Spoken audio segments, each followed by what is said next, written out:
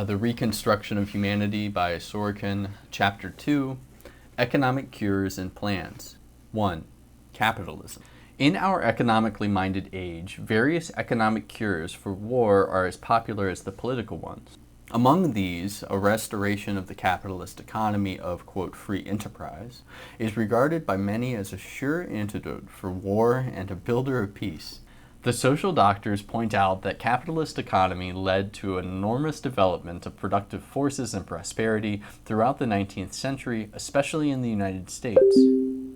Raised the living standard throughout the Western world from 2 to 5 times, swept away the remnants of feudalism and serfdom, gave economic and political freedom to the masses, was responsible for an unprecedented multiplication of scientific and technological inventions, and secured a century of comparative peace from 1815 to 1914. Unshackle free competitive enterprise from the chains of government control, and prosperity and peace will automatically be restored. This prescription has several fatal weaknesses. First, the allegedly peaceful capitalist system of economy did not prevent the First World War, which was conceived in the womb of the capitalist society of the 19th and early 20th centuries. In that period, there were no communist, socialist, or totalitarian economies. The war was a child of the imperialist economy of competitive free enterprise. Since capitalism could not prevent this catastrophe and was largely responsible for it, there is no reason to believe that it can prevent wars in the future. Its second weakness is attested by the very fact of the decline of capitalism during the 20th century.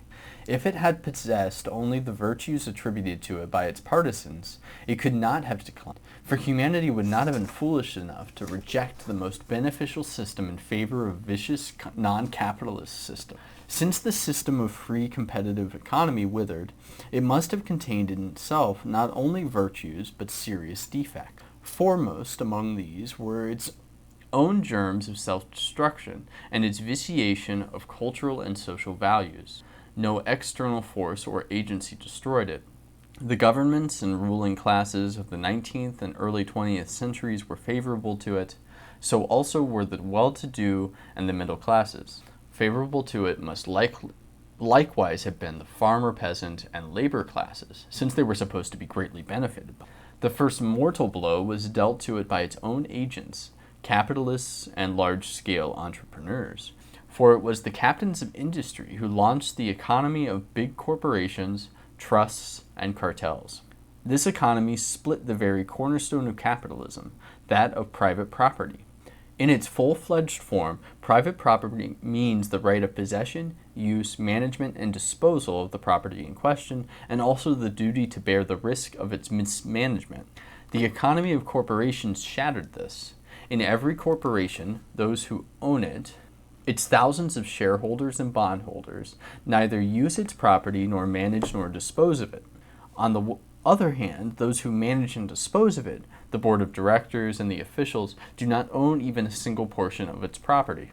In the 200 largest corporations in the United States, the directors, presidents, vice presidents, and treasurers together do not even own 20% of the shares and bonds. In an overwhelming majority of cases, they do not own even 2% of the property they manage and dispose of. Actually, then, they are not the proprietors, but the officials and trustees of the public property of the corporations.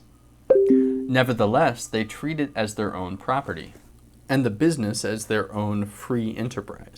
They allocate to themselves fabulous salaries and stock issues, often giving no compensation to the real owners, the thousands of small shareholders and bondholders. In addition, they do not bear the risk of a real owner. Not infrequently, when the corporation goes into the red, they still draw their fabulous salaries and lucrative bonds at the cost of the actual owners. When a corporation becomes bankrupt, they do not suffer either the financial or the legal consequences of the bankruptcy. Thus, they are, in effect, irresponsible economic barons who arbitrarily exploit the public ownership without the responsibility of either a real owner or a government official. Therefore, their plea for a restoration of, quote, capitalist free enterprise is really an appeal for the inviolability of their privileged position as irresponsible economic barons, not a plea for bona fide private property and a system of genuine capitalism based upon it. It was precisely the, quote, pioneers of corporation economy, the Rothschilds and Rhodes, Rockefellers and Carnegies, and not the communists or socialists who dealt the mortal blow to the full-blooded capitalism of the 19th century. With the establishment and rapid growth of big corporations at the end of the 19th century, they invalidated private property, shattered authentic capitalism, crushed thousands of small, truly capitalistic enterprises, and inaugurated the fatal doctrine of capitalist economy. Since corporation economy is not a real capitalist economy, its maintenance is not the maintenance of genuine free enterprise. Since corporation economy is already a system of publicly owned property, its future development can only be away from private property, and bona fide capitalism in the direction of its future socialization, with its managers stripped of their irresponsible and autocratic position and reduced to the status of responsible government officials. If sound political evolution for the last few centuries has consisted in replacing irresponsible political autocrats by responsible democratic governments, a similar economic evolution must supplant irresponsible managerial autocracy by means of responsible democratic agents of publicly owned corporations. Such an evolution means not a restoration of capitalism and free competitive enterprise, but a complete replacement of these by a system of public, cooperative, socialized, nationalized, or communized economy. If the prescription in question means a restoration of real private property and capitalism, it is clearly not feasible, for no one could resurrect these defunct institutions, which have committed suicide through the development of the system of corporation economy. Neither technologically nor economically is it possible to return to the system of comparatively small enterprises in most branches of economic production. None of the small businesses can meet the requirements of national and international trade, which demand production on an enormous scale, with correspondingly huge outlays for efficient equipment, labor, managerial personnel, and the like. Large-scale production and reconstructed corporations are here to stay, and no one can abolish them. If the prescription envisages the maintenance of the present corporation economy with its basic defects, this would not mean a restoration of capitalism, nor would a maintenance of the present system be either possible or desirable. Lacking the merits of real capitalism and those of authentic public property, such a system is bound to suffer increasingly from the fatal defects of a public economy ruled by an irresponsible managerial autocracy. Since this system conceived and produced the First and in part even the Second World War, there is not the slightest chance that it can prevent future wars and ensure humanity the blessings of peace. The capitalist and corporation economies possess many other traits which operate in favor of war rather than against it. Being incarnations of the principle of competition, from its mildest to its most cutthroat forms, they engender in individuals and groups the spirit of mutual struggle rather than of mutual aid, the ethos of aggressiveness instead of love. They pit individual against individual, group against group, as inexorable rivals. Thus they generate international and civil wars, interpersonal and intergroup conflicts. They produce the same result in many other ways, but by its very nature, the culture of capitalist and corporation economy is economically minded, materialistic, and hedonistic. In spite of its lip service to the values of the kingdom of God, its real God is Mammon. Its paramount values are embodied in wealth and material comfort, sex indulgence, Epicurean food, strong drink, luxurious clothing and houses, conspicuous consumption, and worldly fame. Its heroes are power-drunk victors of the commercial, industrial, and financial world, the prize ring, or the field of battle. Stressing these values as paramount, such a culture inevitably generates incessant conflicts. The demand for these values in capitalist society is far greater than the supply, and this scarcity leads to continuous and bitter struggle for a maximum share of every individual and group. Moreover, this capitalist culture is responsible to a great extent for the degradation of man himself. It turns persons into mere commodities in a competitive labor market. Out of medieval artisans, it created proletarians, mere marketable robots condemned to sell their labor and at the same time doomed to perpetual insecurity.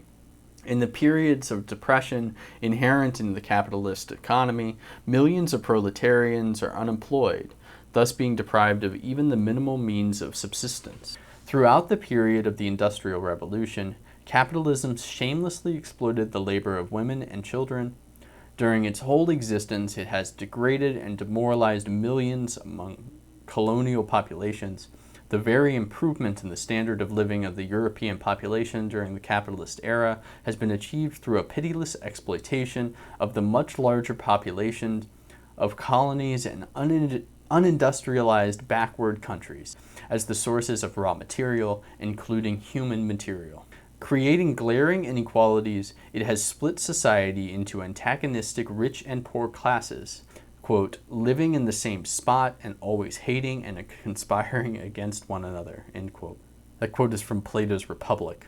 Even through the creation of prosperity, the capitalist economy and culture have not proved an efficient antidote for international and civil wars. A study of the causes of war and revolutions shows that these have not uniformly decreased during periods of prosperity or increased in periods of depression and impoverishment. Nor have the most prosperous nations and other groups have been less belligerent, revolutionary, or aggressive than the poorer nations and groups. Contrary to the prevalent opinion, the factors of prosperity and comparative poverty are not the important causes of wars and revolutions. Indeed, the majority of wars and revolutions, as well as of strikes, tend to occur when the respective societies are moving in the direction of greater prosperity, not during periods of depression. He references Dynamics chapters 10 to 14 and Society chapters 31 to 33. Even granting that the capitalist economy and culture have exerted certain peaceful influences, their war-making tendencies have been more pronounced.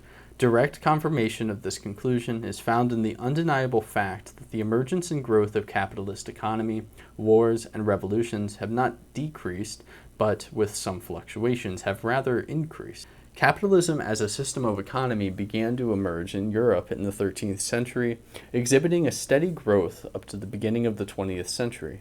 The indexes of the movement of war and revolution in Europe from the 8th to the 20th century show that in 13th and 14th centuries, civil wars increased enormously in comparison with those in the pre-capitalist period of the 8th to 13th century.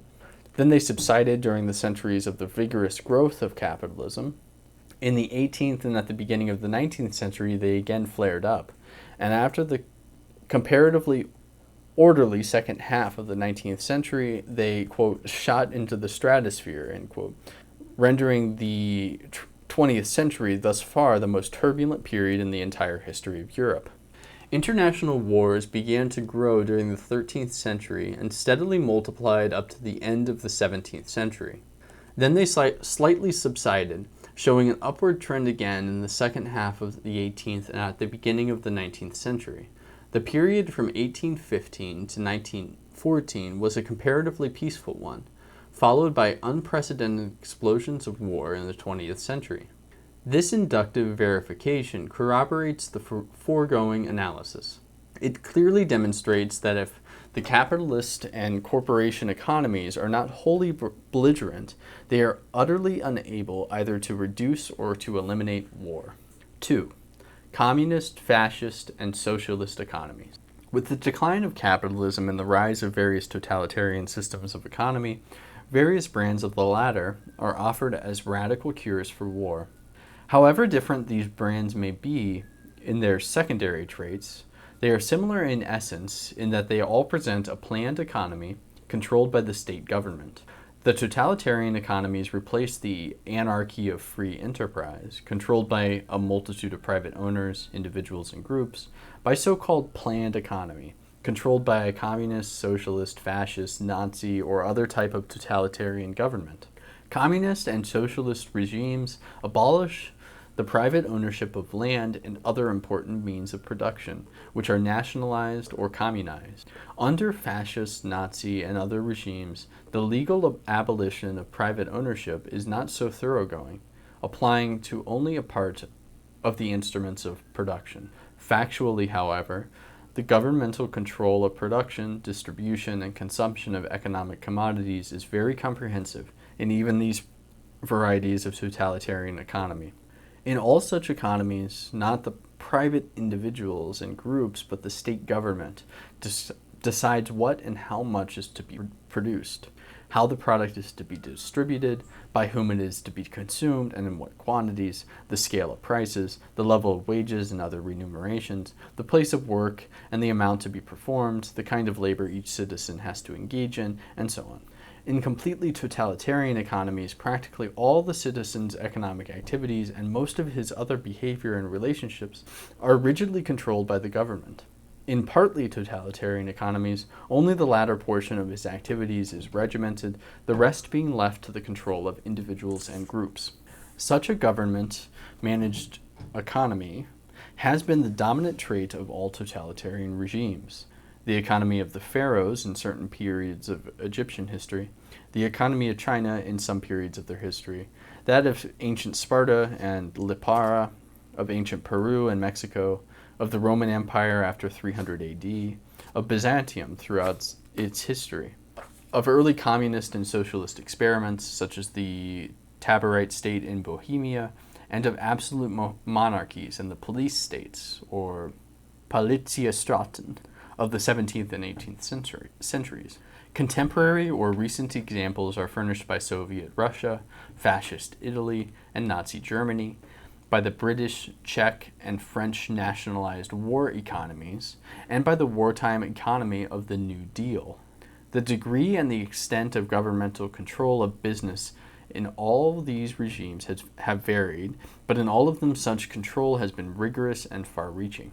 In other respects, especially in ideology, such economico-political regimes have differed sharply.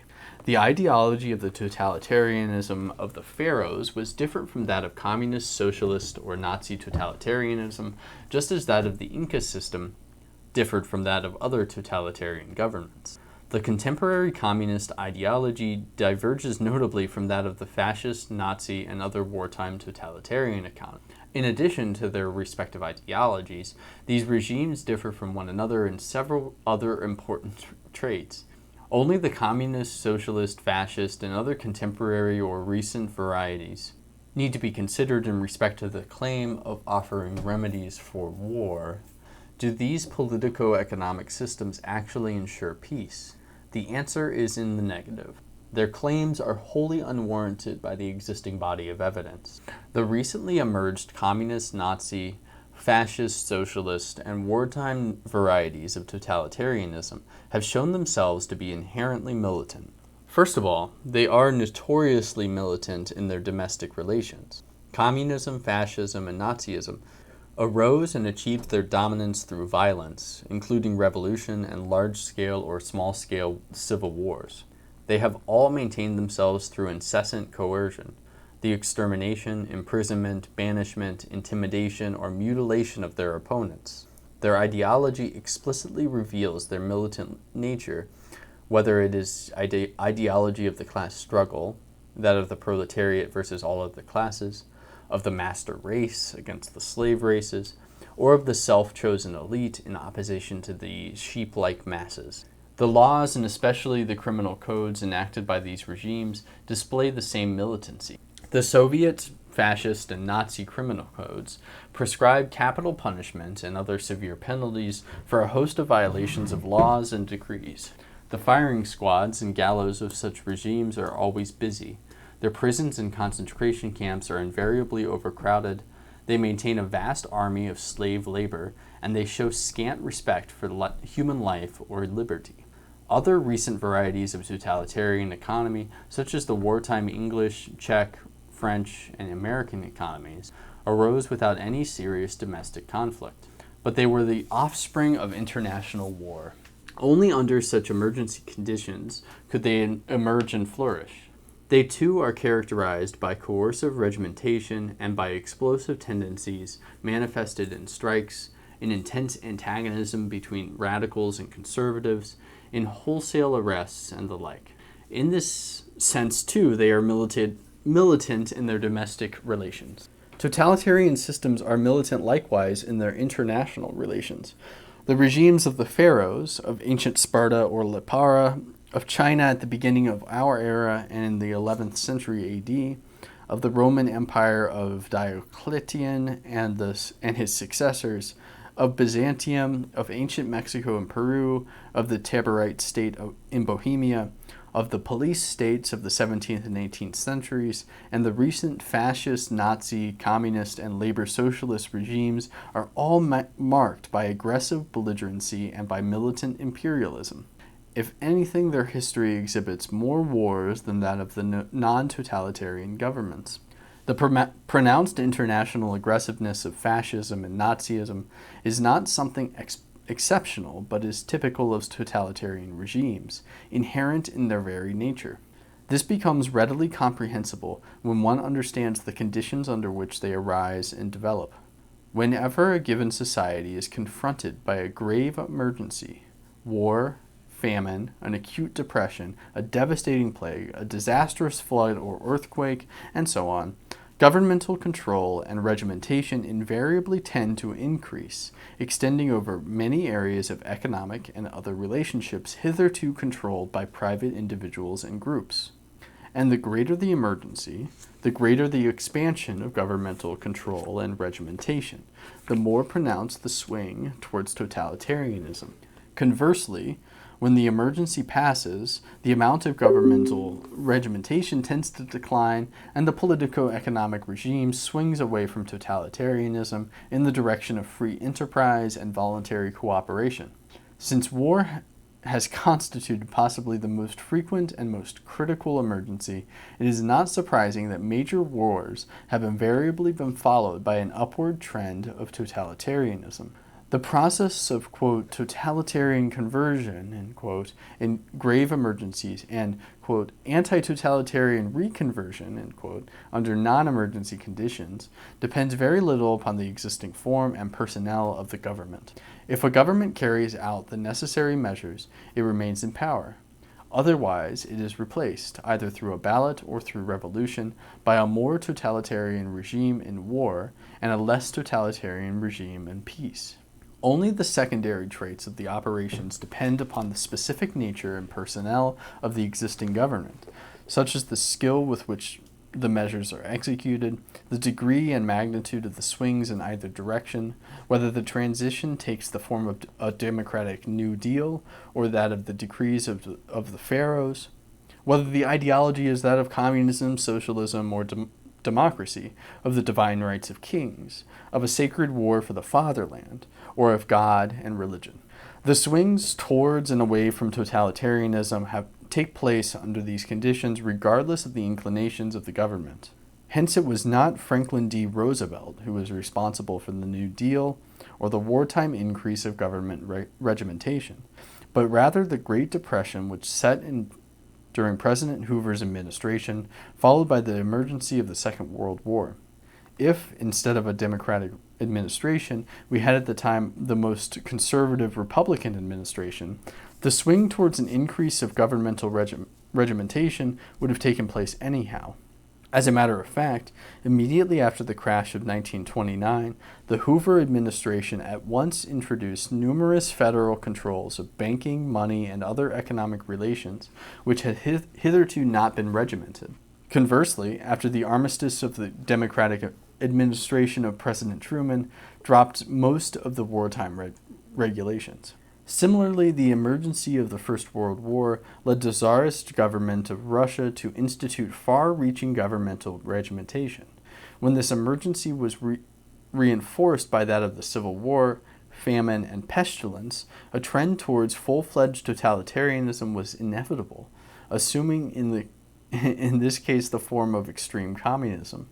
When in 1921 the First World War and the acutest phase of the Civil War were over, and only the emergency of famine and destruction remained, a swing away from the Extreme totalitarianism occurred in the form of the so-called, quote, new economic policy, introduced by Lenin and the same communist government. With the diminution of emergencies of every sort during the period 1930 to 1939, the mitigation of communist totalitarianism continued until the trend was abruptly reversed by the terrific explosion of the Second World War. If in future, in Russia or any other country, every emergency should disappear, we should expect a drastic reconversion of the contemporary compulsory totalitarian regimes in the direction of non-totalitarian economic and political systems, regardless of the personnel of the government in power. If, on the other hand, the present emergencies continue, we must expect most of the existing governmental controls to be retained and, if the emergencies become more acute, even increased. Otherwise, the regime in power will be ousted, either peacefully or through the use of force, in favor of one more responsive to the exigencies of the situation. This law of fluctuation of the extent and intensity of governmental control, of fluctuation of politico-economic regimes between the poles of extreme totalitarianism and laissez-faire, laissez-passer, is one of the few valid social laws. For detailed evidence, see Dynamics 3, Chapters 6 and 7, and, by Sorokin, Man and Society in Calamity, 1942, Chapter 7. Though even the majority of specialists, to say nothing of the rank and file, are still unaware of it. Without a knowledge of this law, it is impossible thoroughly to understand basic social changes and to avoid needless blunders and basic accusations. And he gives a long footnote here. For instance, such popular books as Hayek's The Road to Serfdom, 1944, completely ignore this law. Hence the author's ponderous denunciation of totalitarian economies is but a journalistic effusion akin to berating a thermometer for showing that a patient has a high temperature. Similar ignorance is evinced by the Chambers of Commerce and other groups who have enthusiastically acclaimed the book. Their acclamation is but the blind emotional outburst of people suffering from the discomfort of regimentation without understanding its origin, the conditions under which it can be reduced, or the most effective cures. More denunciation of a planned totalitarian economy, or wishful thinking to the effect that it can be eliminated merely through the restoration of a Republican majority in Congress, or a similarly ineffectual method, will be of no avail. The only remedy lies in overcoming the underlying social emergency. Knowing the conditions under which totalitarian politico-economic regimes emerge and develop, we are now in a position to grasp their inherently militant nature. They are the offspring of war and other emergencies. They appear and flourish only under conditions of social duress, especially those of war. Hence, they cannot be peaceful systems. Still less, they eliminate war and inaugurate an era of permanent peace, domestic or international. But in the absence of notable emergencies, totalitarianism invariably declines. Another long footnote. Its disappearance does not necessarily mean a return to the capitalist or corporation economy. A genuinely free cooperative economy, a freely established system of national public economy, contrasts as sharply with this totalitarian economy, which is always coercive, as the capitalist economy does. If war and similar grave emergencies can be overcome, it is probable that the future economy will be mainly one of free public ownership, cooperative, national, even international. Only in part is it likely to remain one of small enterprises owned by private individuals and minor groups. The above reasons suffice to dismiss all cures of war compounded of totalitarian varieties of politico-economic regimes. They cannot cure the diseases of war and other social conflicts. Indeed, they tend to aggravate them. Since neither the capitalist or corporation economy nor totalitarian economic regimes can assure peace, still less can it be achieved through minor variations of these systems, such as specific tariff measures, money and banking reforms, new schemes of taxation, novel export and import arrangements, modifications of transport and trade, transformations of trusts and cartels, or in the personnel of business firms, or the establishment of prices and wages on a different basis. Certain minor ailments, such measures might cure, if soundly conceived and applied, but they could never secure the blessings of peace and a creative social order.